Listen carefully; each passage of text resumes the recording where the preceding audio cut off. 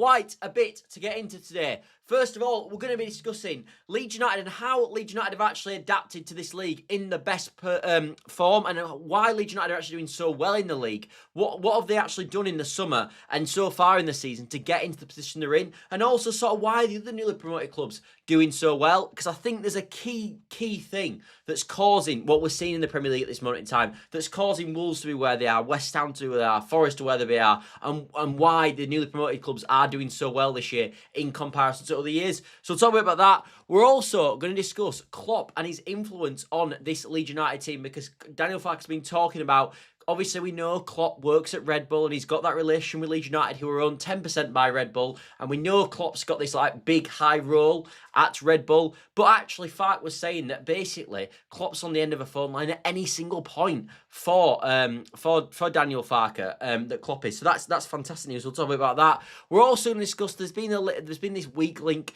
to Ross Barkley, which we'll discuss as well. It's probably tosh, so it's probably going to be something we skip over. And finally, Melier has been linked to Anderlecht as well. So we're going to talk a bit about that. So quite a bit to get into on this Monday evening show. Also as well, apologies, I am dealing with a bit of a cold. So I have got my tissues ready in case I need to blow my nose. So, you know, as Freddie Mercury once said, show must go on, but I am suffering with a bit of a cold, so apologies for that. But, you know, sometimes with it getting into the winter season, life can sometimes get in the way, I guess, and it kind of has done. Anyway, I want to start actually by talking about the main thing, which we don't usually do. We usually get to the main thing later on in the video. But I do want to start by talking about what is going on with these newly promoted teams. Like, why are Leeds doing so well? And some of those people say, well, Leeds aren't doing that well. We might have PSF or Easy saying that.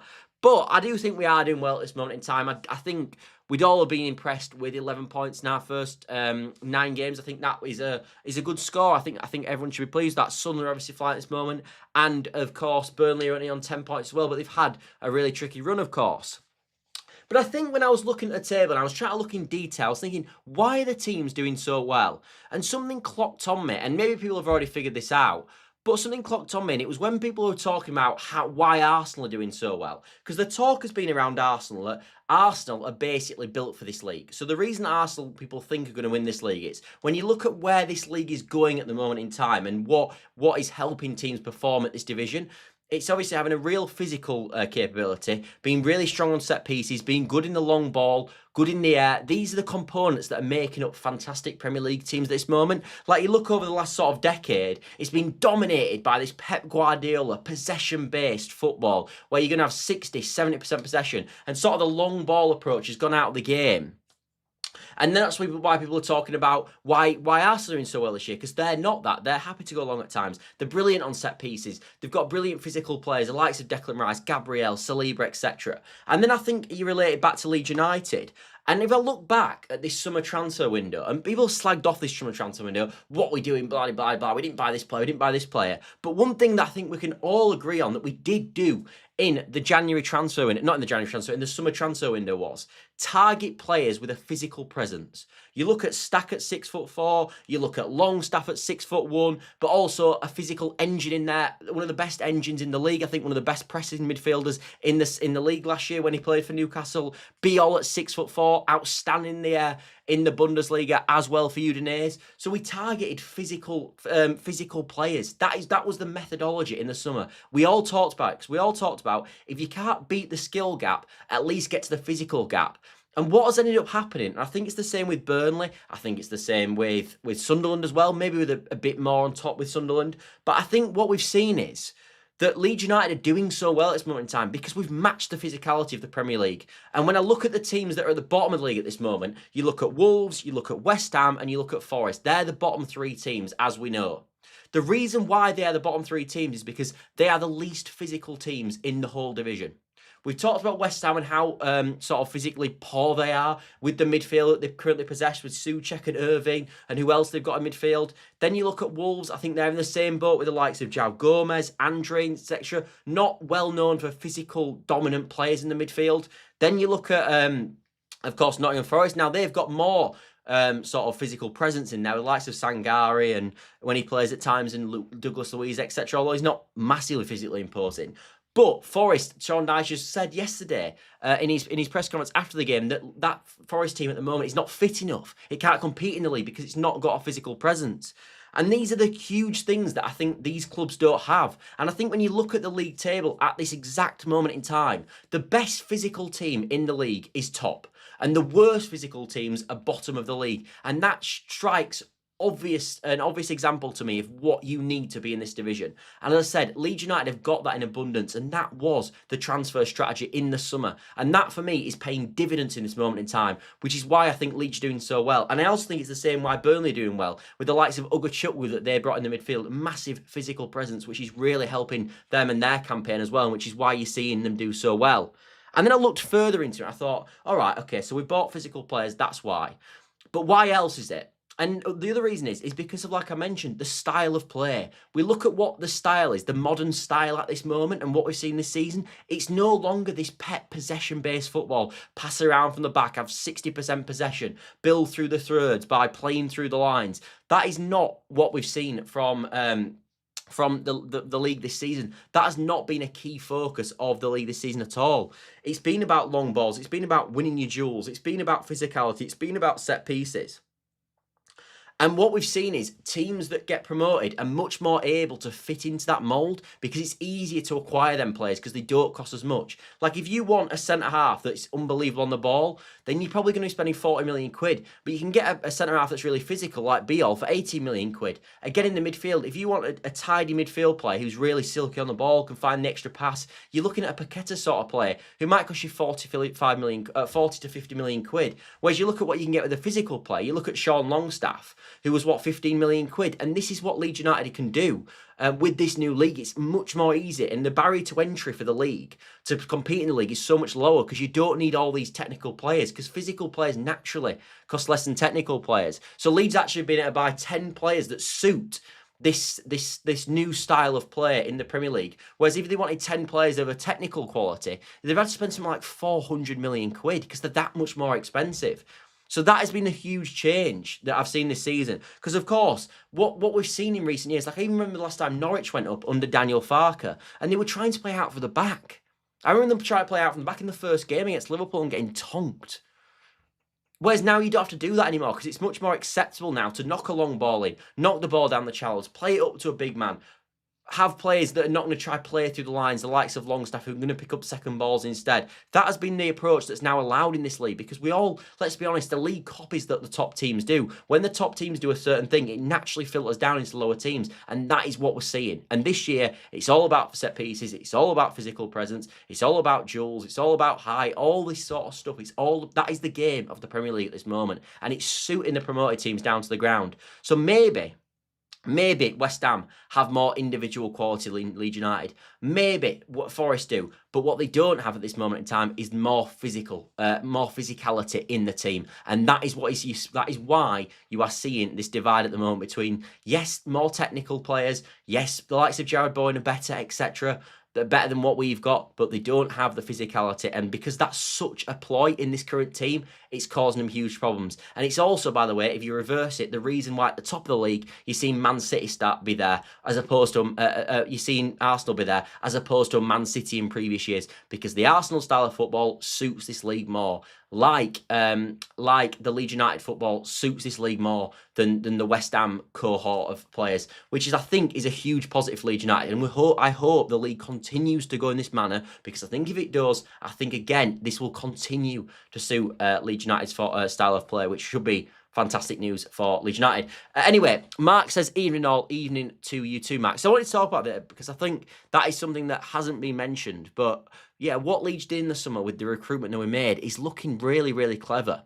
Because it's just completely suited this league down to the ground, and it's seen what we are seeing at this moment with how good we actually are at attacking set pieces in previous other years, and how good we are in midfield in a physicality standpoint is something that's got to be down to the board and what they did in the summer. So yes, we can give the board a lot of stick in the summer for what they did, but actually the players we bought have been really, really beneficial to this league campaign so far. So that is a huge, huge positive. Anyway, let's move on to the next story, which is about Jurgen Klopp, of all people. So Jurgen Klopp, for people that don't know, is currently, let's get Jurgen on the screen as well. So Jurgen Klopp is currently the sort of the chief at Red Bull. He's got a really high up role at Red Bull, and his job is basically to oversee all the Red Bull clubs and to give his advice where it's needed.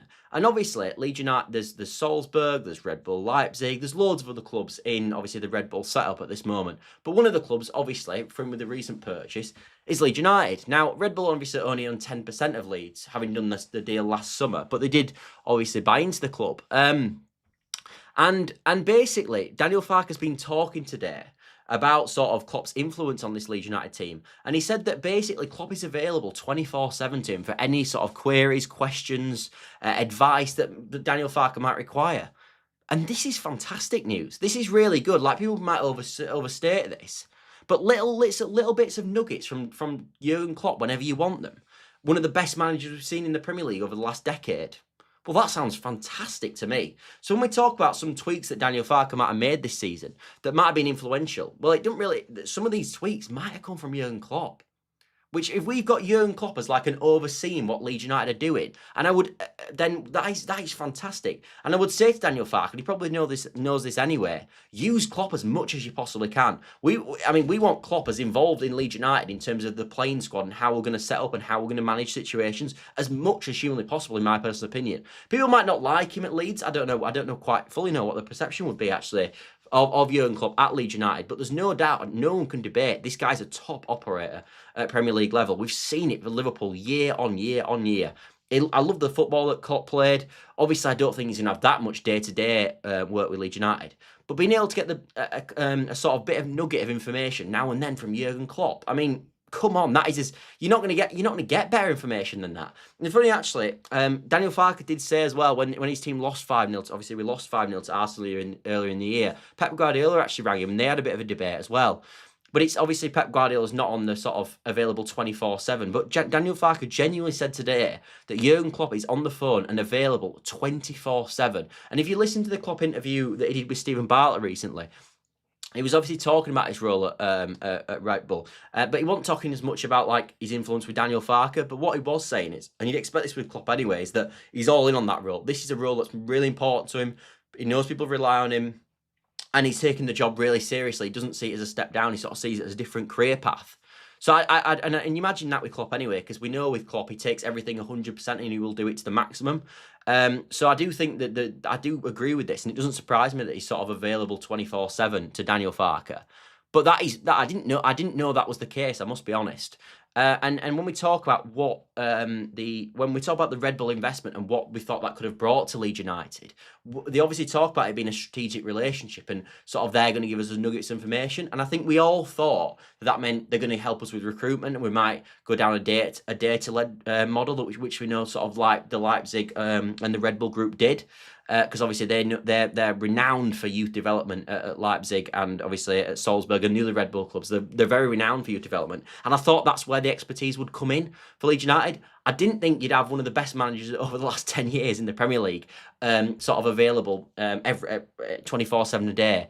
So this is a huge positive, which I think people won't. I think it won't be understated, or it will be understated how important this actually is. I think this is a massive coup for Leeds United, having someone like Jurgen Klopp.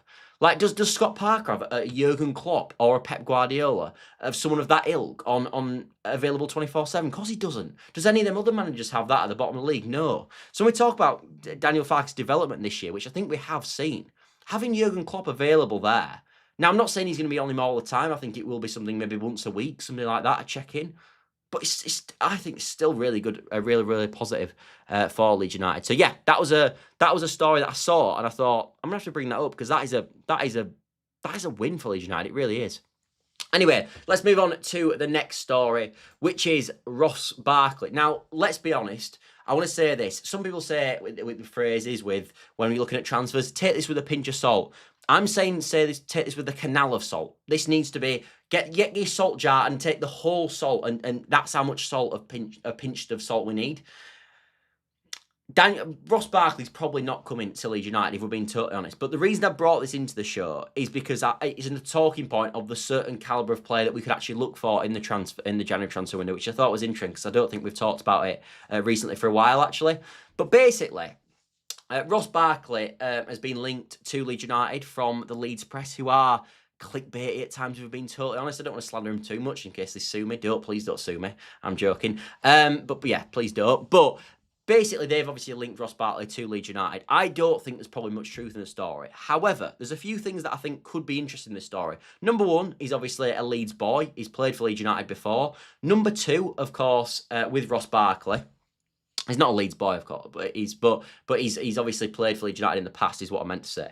But the other thing with Ross Barkley, of course, is he's one of these players that I've talked about, and we've talked about this on the channel before, where they're currently playing for a side that they're not getting into, but they're still, for me, calibre at a certain level in the Premier League, and they operate at a certain level in the Premier League, which is really beneficial to Leeds United, and at a high level in the Premier League, which I think Ross Barkley does. I think you saw that when he was on loan at Luton. But he's in a position, Ross Barkley, he's 32 years old now. He's not playing at Aston Villa, of course. He's sort of in and out of the team. But he might think he's got an outside and properly outside shot of getting to the World Cup squad because of what we saw obviously at Luton. And he will be, maybe not Ross Barkley as such, but he will be one of them players that, for me, will look for a move this window to potentially give himself a little dig at the World Cup squad. But maybe not that, just to get playing. And these are sort of deals, I think, that Leeds United should be looking for in the January transfer window. Some players that sort of are not getting games at the current club, still at a good level, you can get on loan, on the cheap, till the end of the season, who can do a job for Leeds United. And I look at sort of what profiles Leeds United need. And I've obviously talked about a right winger being the number one role for this Leeds United team. I think that is if you can buy anyone in January, I'd be going for a right winger all day. I think Harry Wilson's perfect, but I think there's other options as well. But right winger for me is the most needed spot.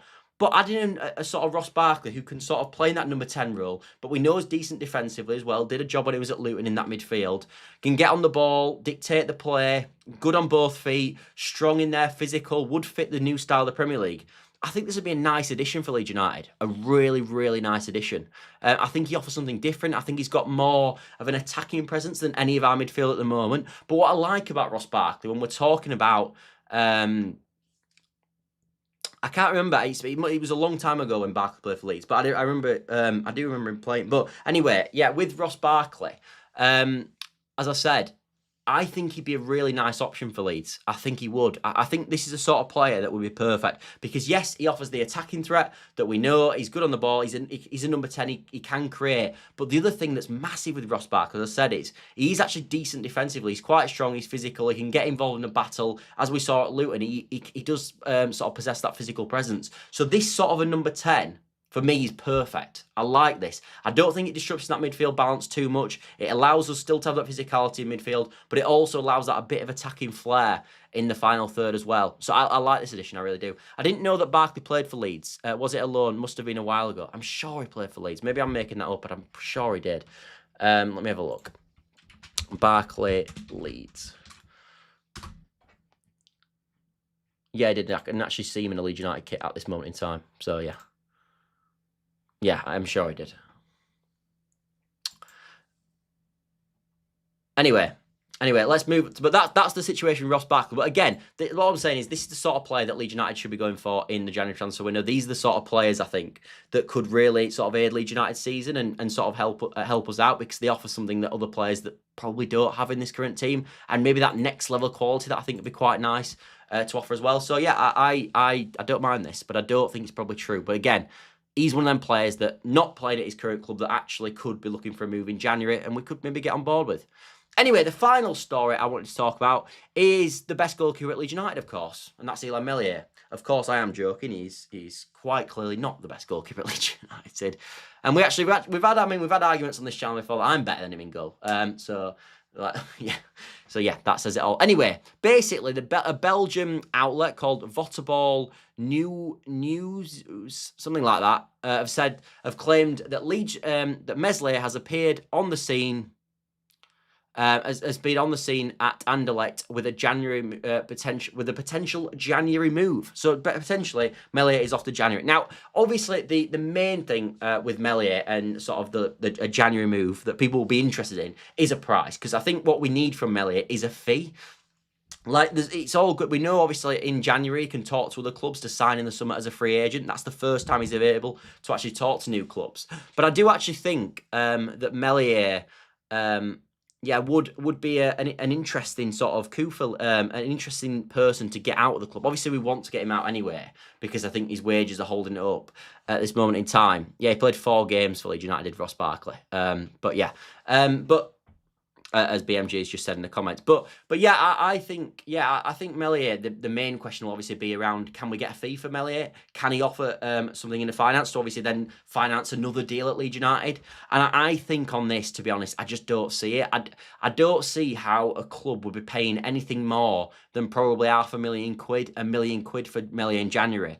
But even if that is the case and it's only £1 million, that is a good deal for me in January. I think we should take £1 million for Melier in January, because we're not going to play him. He's third choice keeper. We've also got Alex Cairns there if we need a third choice keeper. We've obviously got Darlow and Perry. So I'd be taking anything we can get for him, because even if you get £1 million, which people are sort of like are probably going to go, oh, we can't take £1 million for him. But even if we got £1 million for Melier, that could be used into a loan deal for the end of the season. That could be used for someone like a Ross Barkley, and that is what we're going to need from Melier, just to get him out of the club and get some sort of a value for him. I thought that the stuff about the summer in the club, wanting him in the summer transfer window, was nonsense. I don't understand for the life of me. I know obviously Evans came out in the summer, didn't he, and talked about, we might need Melier this season. Did do nonsense, and it's not best for both parties at all. It's maybe best for Melier. It's certainly not best for Leeds United. But as I said, it's going to be about, can we get any fees for Melier, because yeah, he's not going to be any good to us. And it's, can he then fund a loan fee? Because the problem we've got is, and the thing that worries me is, obviously we've talked about how Leeds United suit the Premier League at this moment, and sort of how we've got the physicality that maybe a West Ham and maybe a Wolves, etc., don't have. My worry with the January transfer window still will be is that we don't have the PSR wiggle room of Wolves, nor do we have the PSR wiggle room of West Ham, which means we can't go and get the players in January that they can do. Because what worries me, especially with West Ham more than Wolves actually, is that they're missing key profiles in the midfield. As we know, they're missing physicality in the midfield. They could spend in January and fix that problem, because they've got money with wiggle room on PSR, and they've already said that they're going to spend in January. Leeds are probably not going to have that money, because we were much closer and much tighter on the PSR. Because when you're a newly promoted club, because of the rules changing last summer, you don't get as much loss. So you're a Premier League club, you can lose 105 million on PSR over a 3-year span. If you're a promoted club now and you've been in the Championship your last 2 years, as we have, I think you can lose something around the 65 to 70 million mark. So it's quite a lot less. Plus, obviously, they've had Premier League money for year on year, which Leeds United have not had over the last 3 years. So that is a problem, because it means that these clubs can potentially buy their way out.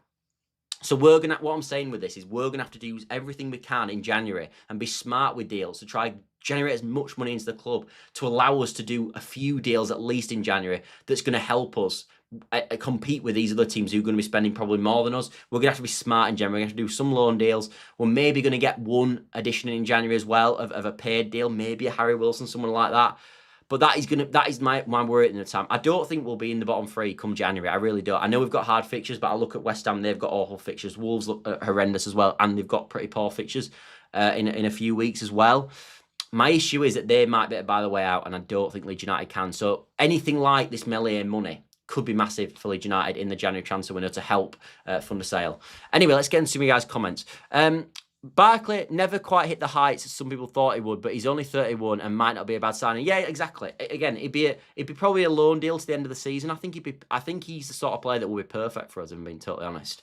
I really do. I don't mind that deal at all. As I said, I don't think it's going to happen because it's not a widely regarded good source. But someone like his profile would be excellent for us. I really do think that. Even if Meslier goes for nothing, it frees up a squad place which we could fill with a loan. Exactly. That's what we've got to do. We've got to as get people out, because as you said, I think we're at a 24-man squad at this moment, aren't we, BMG? So we probably need to get Melier off as well to free up that spot if we're going to bring 2 bodies in. So yeah, I agree. One topic that I'd love to see you talk about is whether Joffe could have a future at Leeds. He's doing well at Hull. Is that enough to get him back in the frame at Leeds? Yeah, he's doing well at Hull, and he actually got a goal and assist, didn't he, against Leicester? I think he get involved again with a goal or an assist maybe at the weekend. He has done well. I think with Joffrey, my criticism has always been, what position does he play? Obviously, he's sort of played on the right hand side of in a three. On the sort of a right hand side of a three at Hull, which is working well for him. I don't fully see. We're actually struggling for that right hand side. I don't fully see Joffrey as that player, if I'm being totally honest. I think with Joffrey, he's just probably not at the level for Leeds. I think maybe in the Championship he could have done a job for us at times. The thing I like with Joffrey, which I will always like, is his tight control in and around the box is fantastic. It's some of the best we've seen. Like when we look at sort of his best moments at Leeds United, I look at that dribble he did against Wolves when he won the penalty, and I think Rodrigo scored really late in the game to tie it up 1-1. And I also look at that moment we had against Brighton that season as well, when he sort of did a load of dribbles and flicked it over to Strauch at the back post, who obviously headed it in. So he has got a use, Joffrey, in my opinion, for certain tight situations in and around the box. Like as I said, his close control is really, really good. I just don't think he's quite Premier League level. If he'll ever get to that point, maybe he's still only a young lad. I think he's about 23 still. So I think there is still potential in Joffrey. But as I said, I don't see him being used, because I don't see Leeds United being in a lot of games this season where we're playing against a really low block, because naturally teams are going to come out against us, because we're to most teams a good opportunity for them to pick up points. So the dynamic of the game won't match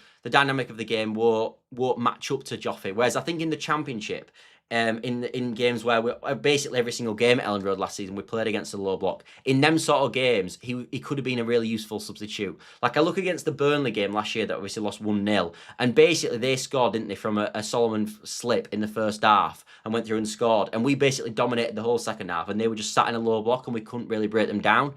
Joffrey in a game like that suits Leeds United down to the ground, where he can get, as I said, he can pick it up in tight pockets and sort of do quick interchanges in and around the box and maybe get us a goal or win us a penalty or something like that. That's where he could be useful. I don't see a lot of them moments happening for Leeds United this season, just because of the way I think teams will set up to us this season in comparison to how they set up to us last season, if that makes sense. So that's Joffrey. I don't think at the moment is probably an option for Leeds personally. We could drop Cairns and put Mahadi as our third choice, which would free up a squad place. Yeah, we could do. That's another way of doing it as well.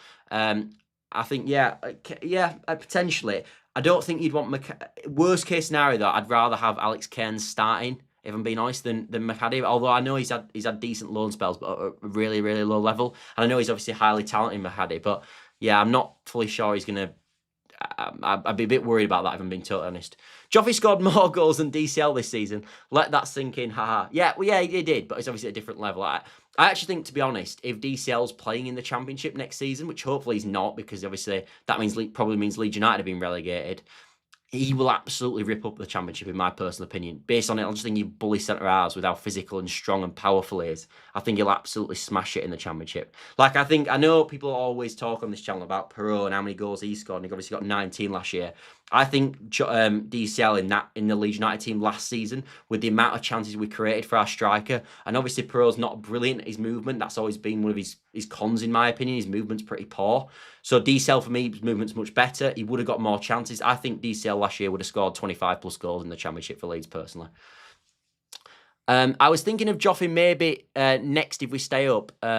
We could get more established, and then maybe he keeps improving. Yeah, maybe. I think with Joffrey still, you'd be looking more. I think you'd be looking still more at another loan next season, personally. I think.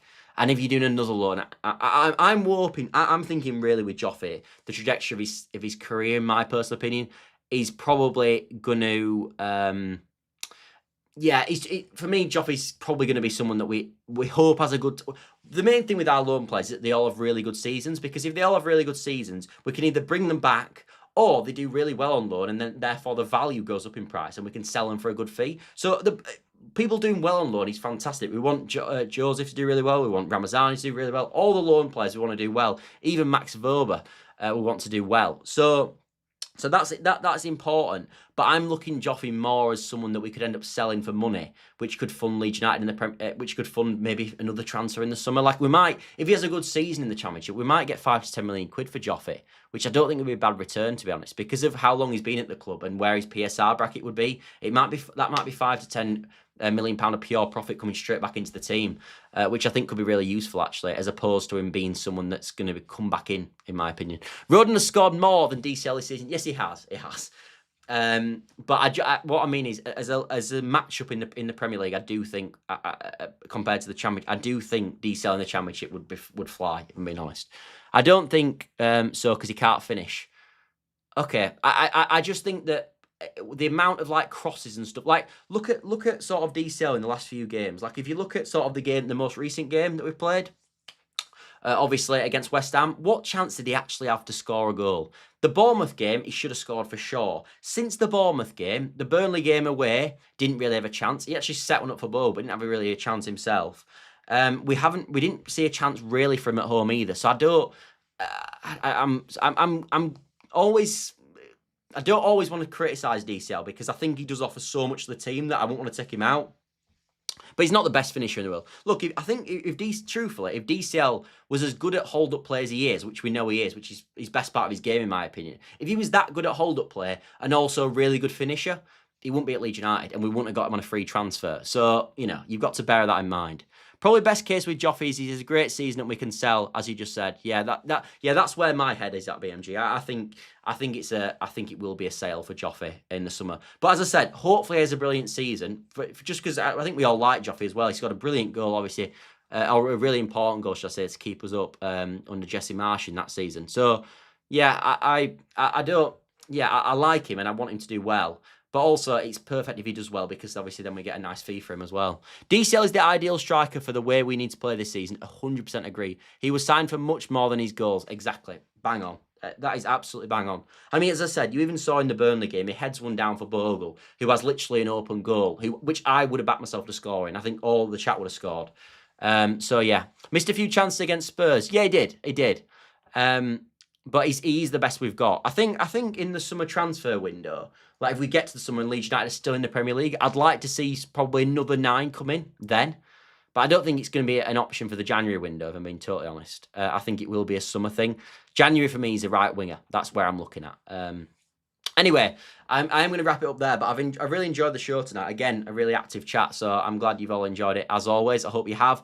If you've got to this point as well, if you could like and subscribe, that would massively help the channel. I'm only a small channel, as you can see in the top that's the corner. I've got 1,133 subs. So basically, that means that any like and subscription massively helps the channel, because I don't get tons of interaction. I appreciate naturally all the interaction I get. I mean, I can't even believe I've got like 20 people watching now, me talk about Leeds United.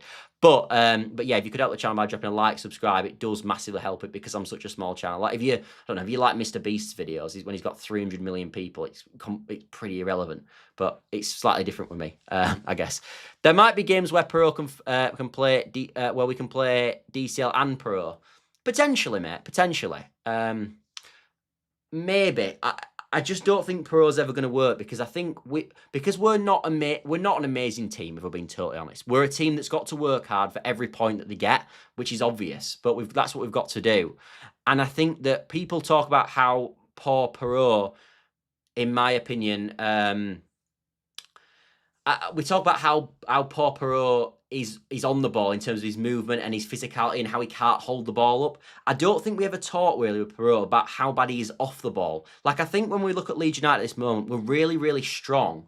We're really, really strong off the ball. Like, everyone works really, really hard. It's the reason that Aronson plays on the right at times. It's the reason, obviously, Harrison plays on the left. Everyone's got to do the job defensively. Because of Perrault's weakness, in my opinion, it doesn't allow him to be that good off the ball. As well, and he'd almost be a passenger off the ball, which I don't think is good enough, really. Great stuff. Came here from Matty Foster's channel. Imagine not being Leeds. Well, thank you very much. I've actually talked to Matty as well. He seems like a nice guy. I think I'm gonna have him. I think at one point I was gonna go on his channel, so we'll have to wait and see what happens there. But anyway, thanks all for watching as always.